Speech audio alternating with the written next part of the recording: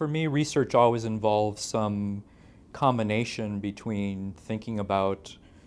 both what other people have already done and said and written and about what sorts of data might be available in order to explore the questions that I'm interested in. Sometimes I have a pretty specific notion of how to do that, and sometimes much less so. One aspect of the book that I was interested in from the start was the issue about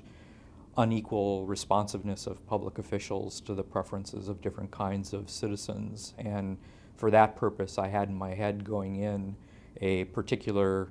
data set that seemed to me to be really potentially quite helpful in answering that kind of question. It was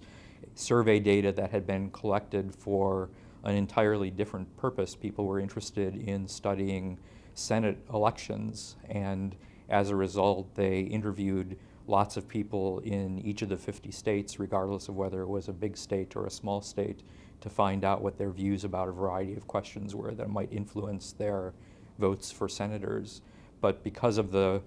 special structure of that data set, it made it possible for me to estimate the preferences of people in different income groups within each of the 50 states, and then relate those preferences to the behavior of the senators who represented those states in the Senate. And so that was a specific kind of analysis using a specific set of data that happened to be available that I thought would shed light on this broader question.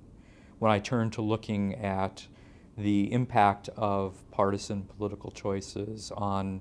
economic inequality and patterns of income growth, it turned out that there were all sorts of data that were useful for addressing that question that had been available for a long time, but simply hadn't been analyzed from the perspective that I was using. So mostly that part of the project involved getting data that are posted on the Census Bureau's website and other government websites that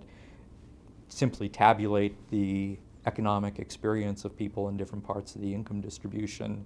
And what I did was to break those patterns down to look at